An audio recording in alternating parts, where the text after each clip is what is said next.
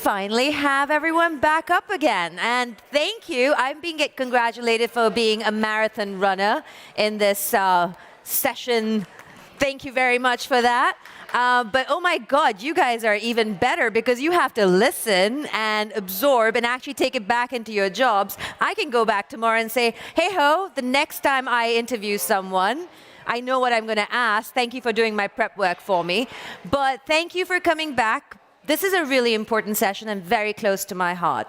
I used to be co-chair of Fortune Most Powerful Women International for 5 years. And for me, this is very, very close to my heart because talking about female leadership has defined my career from where I come from to where I have been to where I will go next. So my pleasure in talking about a session where we're talking about women activists of sustainable peace. From post-genocidal Rwanda to ISIS-destroyed Iraq and Syria to Yemen, women have showed extraordinary resilience and played an instrumental role in social, economic, and political post-conflict reconstruction, building and strengthening peace where so many men have failed. Women are first victims of war, like on the Eastern Front of Ukraine right now, but they're also the first peace builders, like they were in Sri Lanka. But they never usually get a seat at the table when a post-war order is established. Voices are muted, new power structures are put in place. Just have to look at the countries I just mentioned, but that talks to the blind spots that we build. Unequitable structures, underestimating the power of women to build a sustainable future in a war-torn society, and that's pretty obvious to all of you. It's nothing we don't know already. So in the view of the ongoing conflicts in countries like Yemen, Libya, Syria, and the Eastern Front of Ukraine, let's talk about how development, post-conflict reconstruction, can bring women into power structures. Talk about how they can really redefine the way we look at dealing with a post-war reconstruction project or during war coming up with the governments that we need. Who better than the lady who spoke to us at dinner last night, if you had the energy to join us there. Tawakkol KARMAN is the chairwoman of Women Journalists Without Chains and also the Nobel Prize winner of 2011. And Federico BORELLO, executive director of the Center for Civilians in Conflict, join us on stage now. If I can invite you both up. Now, Tawakkol needs to, please welcome them.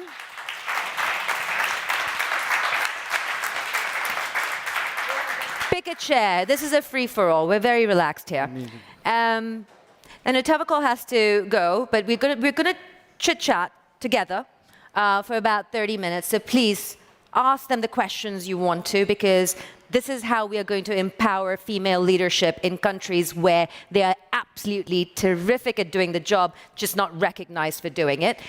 She's going to have to go because she has a child who needs her care, and as a mother, guess what she's going to put first? Her child. So after that, we're going to go into breakout sessions where we're going to pick up from the conversations that we have, come back, do our sharebacks, and then Federico is going to kind of break it down for us where we've failed, where we've succeeded in our thinking, and go from there.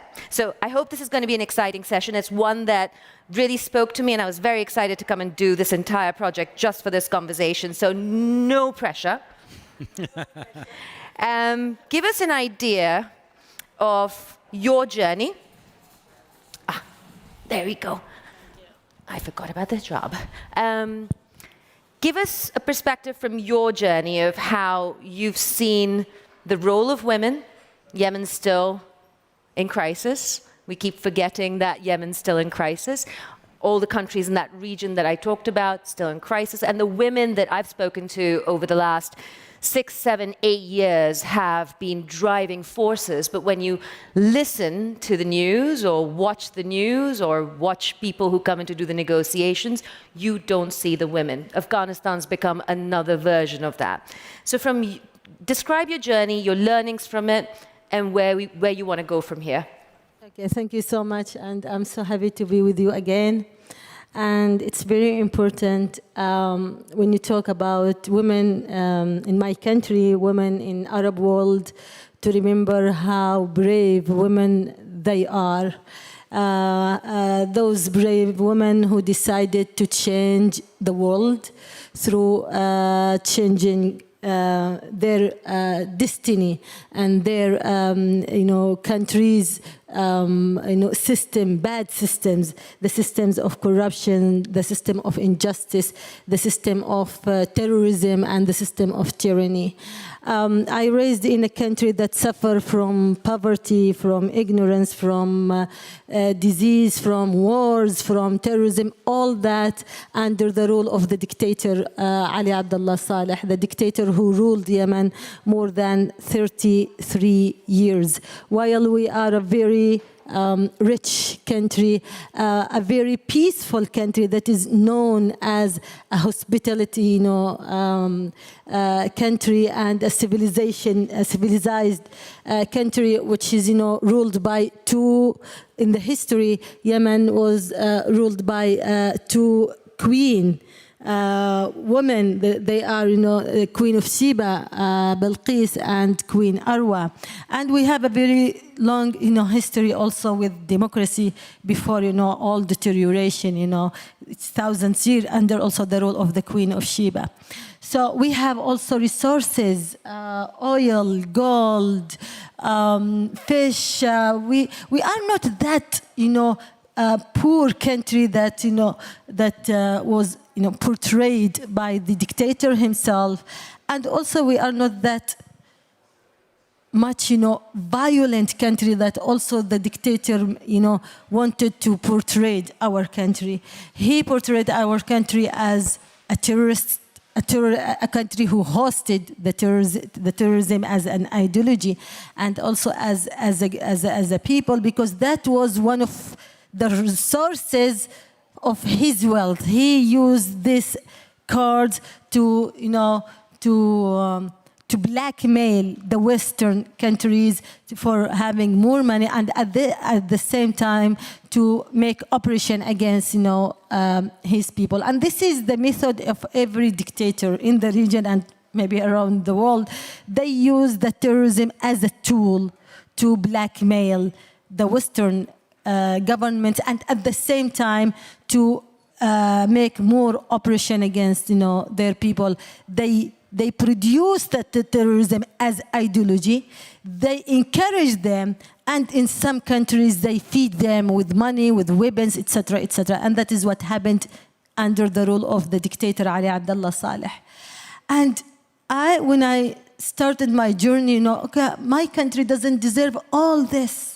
Doesn't deserve. And my father taught me how to be strong, how to be independent, how to carry initiative, how to be in the first line, how to don't ask solution from people around me, how to be the solution. So the first thing that I said, okay, all this deterioration around me in my country, and what can I do? Not what can I do as Tawakkol?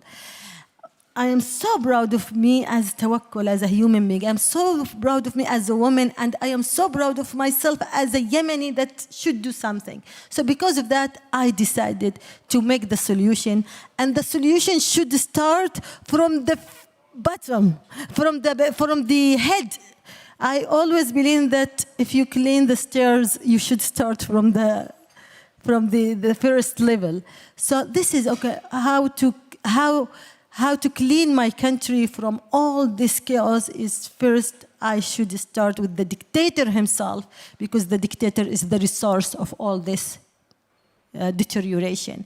So when I started writing articles, I wrote the articles against the dictator himself, and that was something shocking to the people. Oh my God, because women at that time, just, when she be a journalist, she just write on social issues and women's issues, but to talk about against corruption, against terrorism, against tyranny, and to attack the dictator himself, that was very strange. So I started from that point. Then I found my organization, Women Journalists Without Chains, which was the most important tool for me to use against, all the operation came from the dictator. And then all that was, steps to the when we reached to the peaceful revolution in 2011.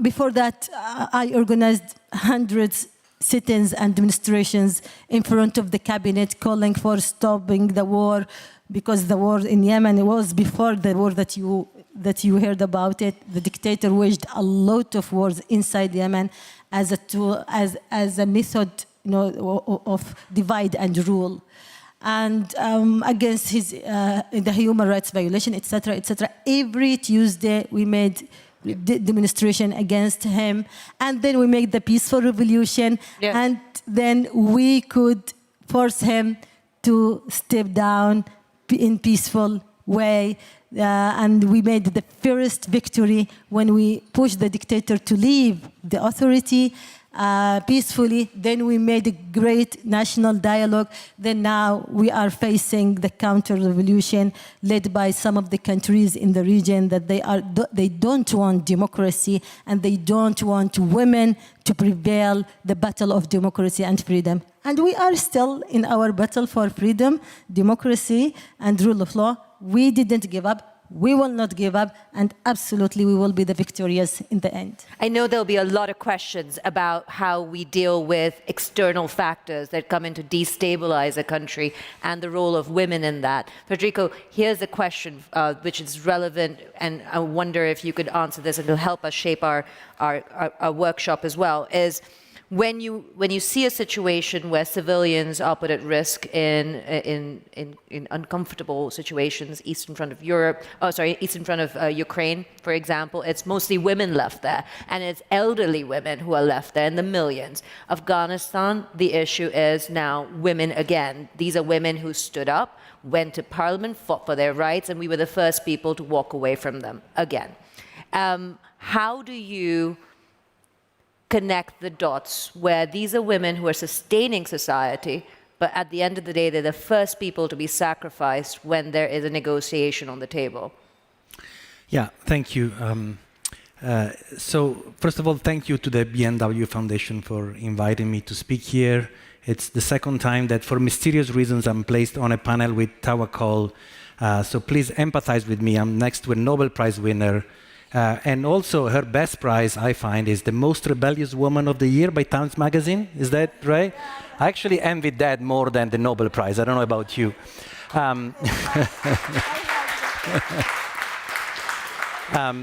Anyway, it's absolutely right what you said. It's an unfortunate reality of the world we live in. And despite, Resolution 1325 is what, 22 years ago, and despite the creation of UN Women and all the other initiatives, all the funding, everything, we still haven't changed these structures. What I can talk about is a little bit the kind of work that we at Center for Civilians in Conflict do with women at the grassroots level. And what we have seen, and the kind of results that we have seen that policymakers at the global level should really look at. And I'll give you some examples from Afghanistan. So what we do in Afghanistan is we work with communities affected by conflict to create what are known as community-based protection groups. And that then are a platform to engage at the time the Afghan government and the Afghan military, and also the Taliban when they were a rebel force.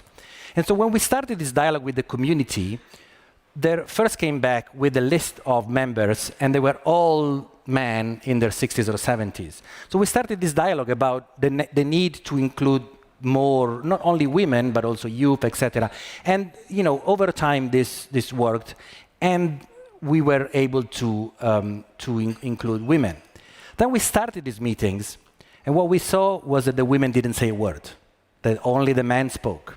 So we had female staff members that went to the women and said, would you like a separate forum, to talk? And what they said is like, no, we want to be here. We've never been here. It doesn't matter if we don't speak. But yes, we would like also a separate forum to talk, but please don't take us away from here.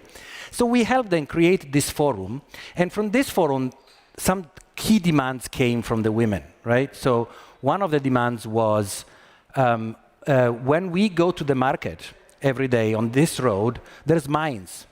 They've been planted by the Taliban. We need to ask the Taliban to remove these mines. That's a tough ask.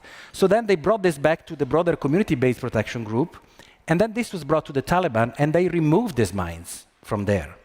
In another district, they asked to reopen a girls' school that had been closed by the Taliban. This is prior, 2-3 years ago, prior to the takeover by the Taliban. And they reopened it. And the initiative came from the women, but then it was the man who talked to the Taliban, right? But this came from the women. So this to me showed how the kind of analysis of the problems and the solutions that that community faced would never have come from the men. They didn't go to the market. They, yeah, they had daughters in school, but they didn't see it as important as the women. In Nigeria, similar example. There, we did not have, we did have since the beginning mixed groups, and the women were much more open in participating. And one thing they, when they talked about the protection concerns, the men had all these big concerns about protection and development, and the women said, what we need is help when we go out of the village to gather firewood, because that's when we are assaulted. So we helped create a platform with the local military for these women to address that.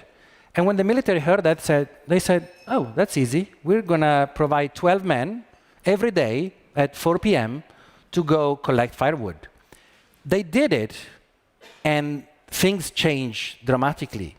But what happened there then, this is common sense, right? All of us could have thought of that. That's not, you didn't need an international NGO.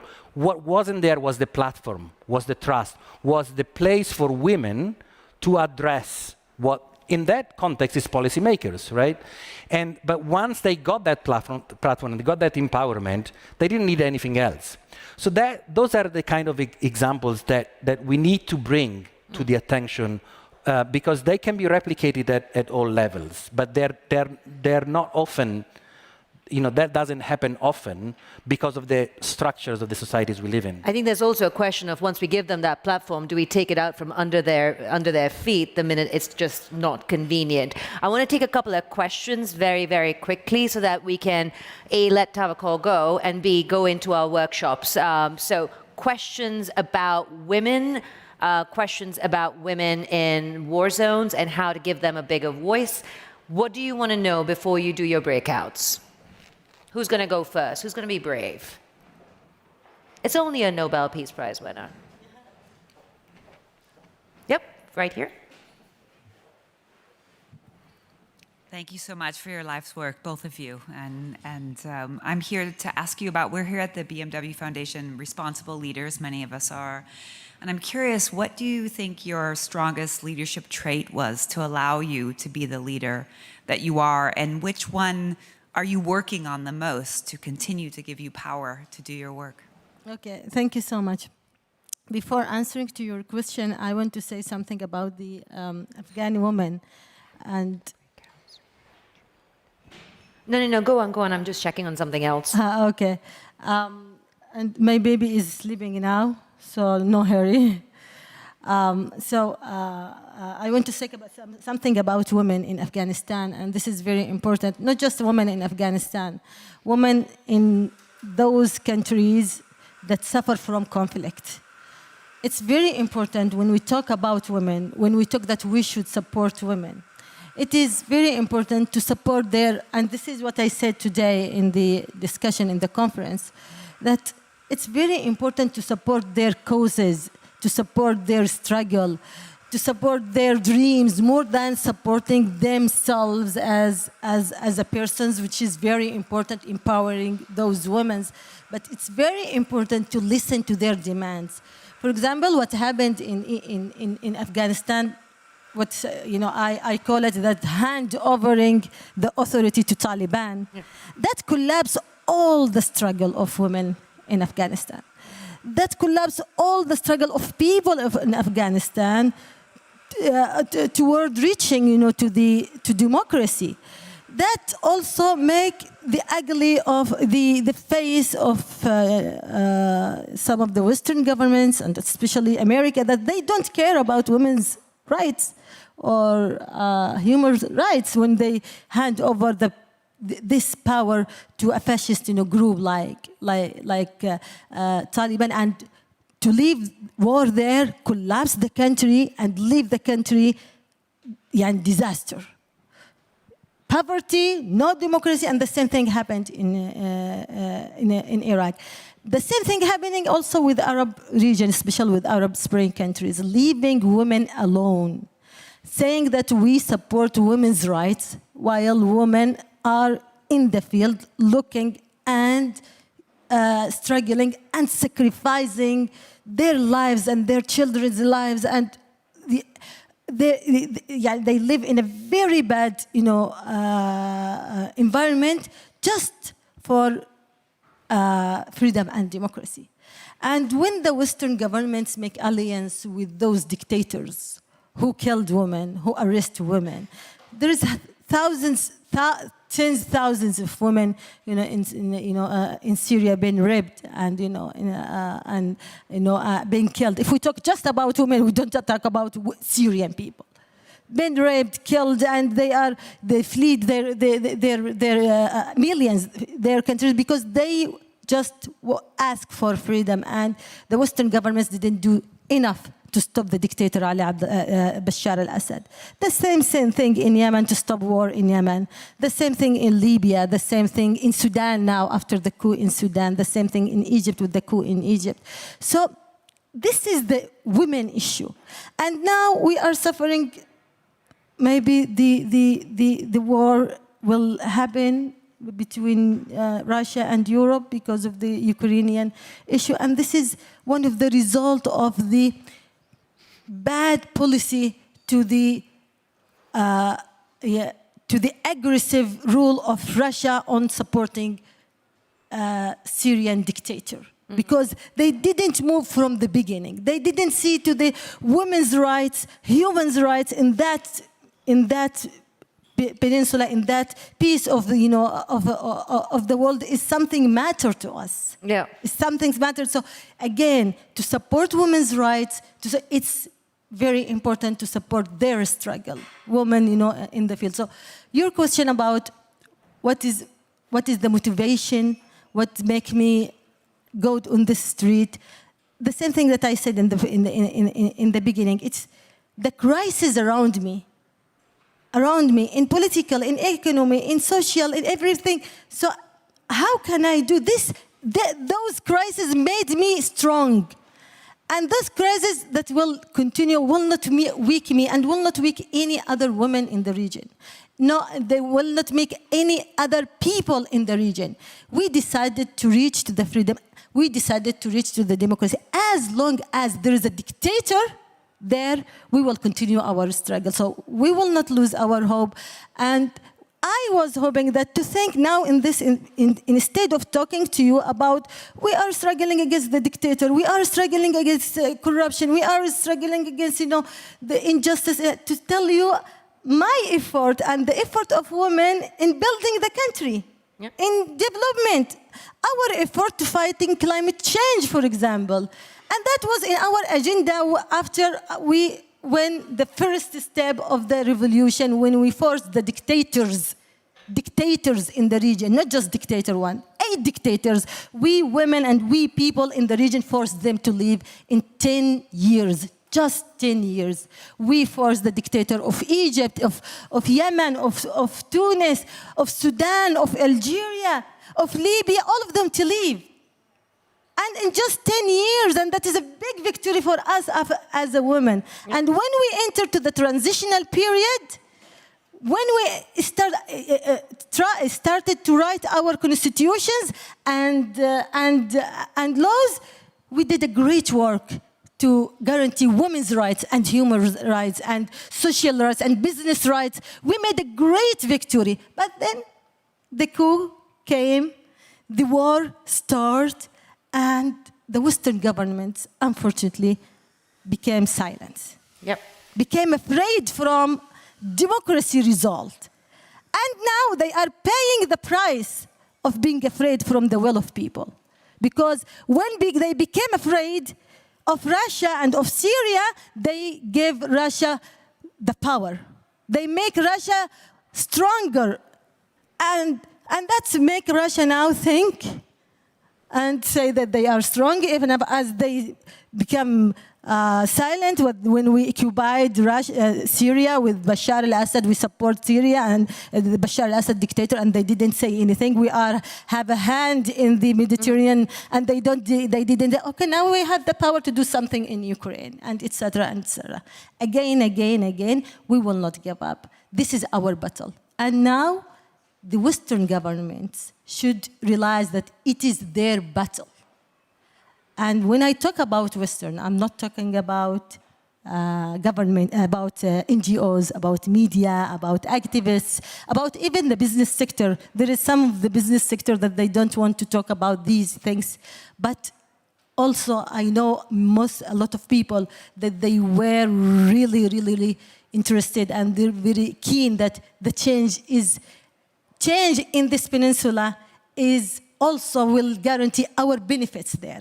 Our benefits should be with people. Our interest should be with people, not with the dictators. It needs to go back to humanity at the end of it when it comes to the negotiating table. I think that's what we're focusing on, Federico, as well. The NGOs go out, they build the platforms, and then, as you say, Tawakkol, you get sacrificed at the altar if it's just not convenient, too difficult, or you're seen as an easy give. Collateral damage, let's put it that way. So as we head off to our breakout sessions, this is your last chance to get an input from Tawakkol. So there you go, question there, question there. Hi, Tawakkol. Thank you very much. And quick questions because we have to go into breakouts. Respect for what you've done. You said that you've learned from your father to be part of the solution, right? I'm a father of 2 kids. You are a mom. What can we teach our children to become part of the solution, and how can we scale that to all the families, and what would be your recommendation how to get that energy into our children to become part of the solution? Don't afraid from leadership. Don't afraid from any kind of raising your voice in front of people, especially in front of people who disagree with you. To be in the first line. Always my father advised me, and be in the first line. And don't expect anything even from your brothers. Don't ask them even to help you while we are so close family.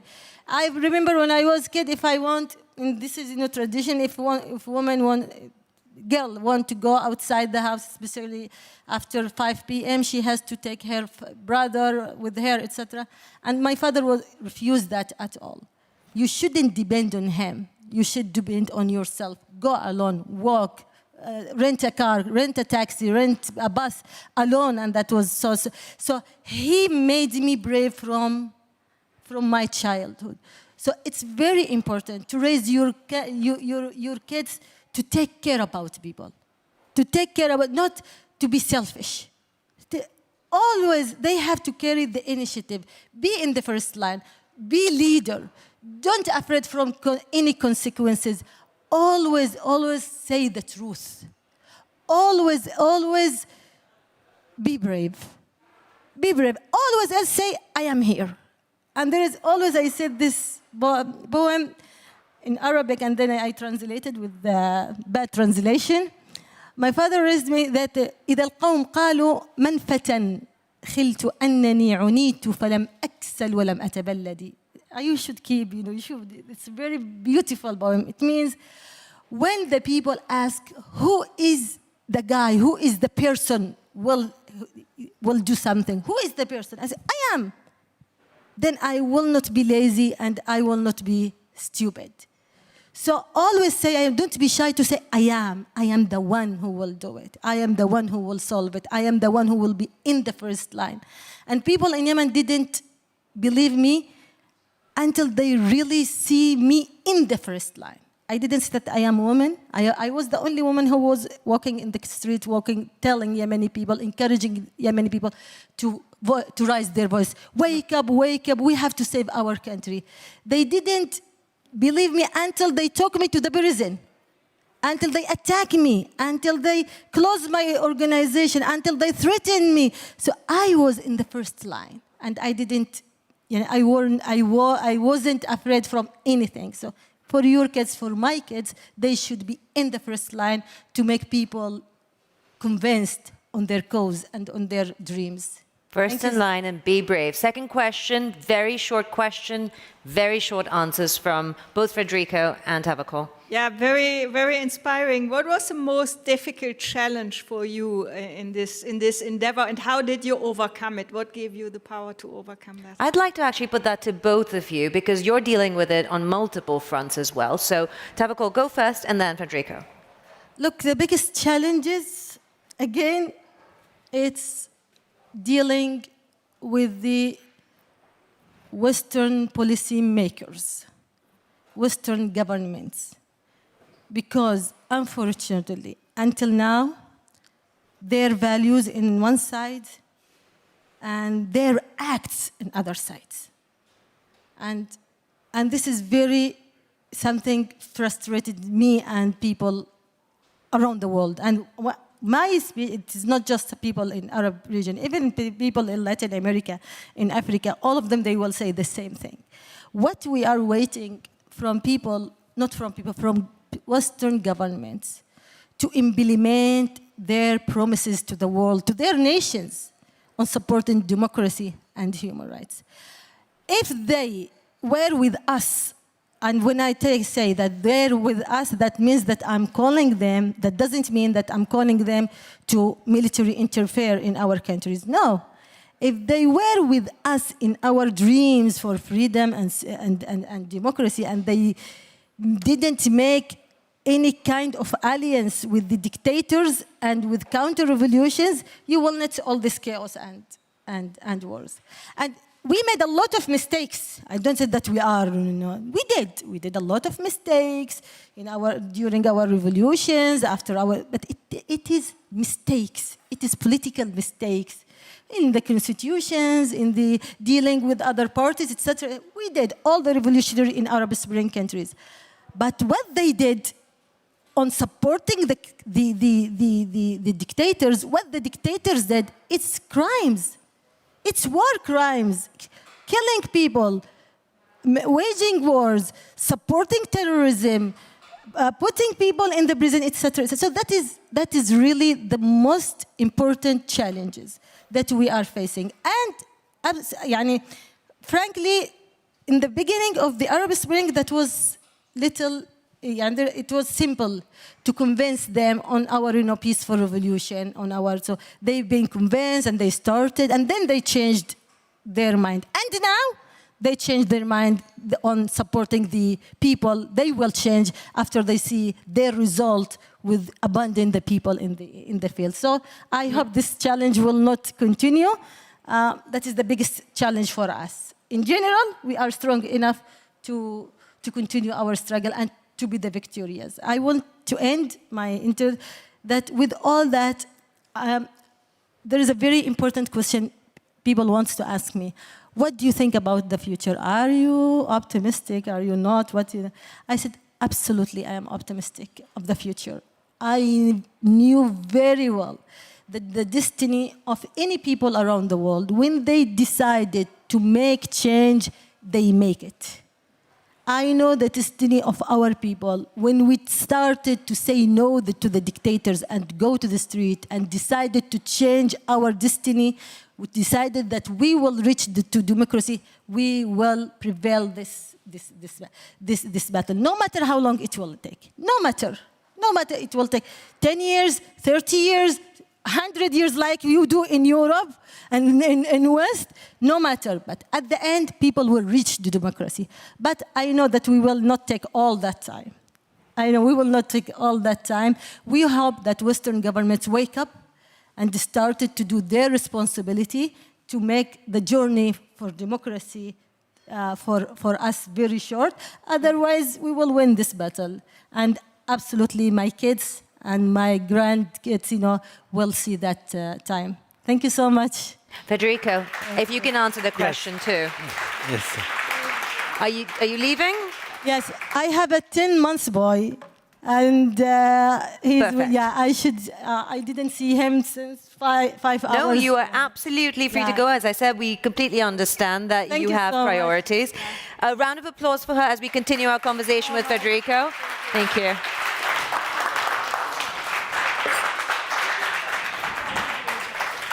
So let me pop over here and put that question to you, Federico, and we'll have to break into breakouts. Yes. I would answer with two words: impunity and hypocrisy.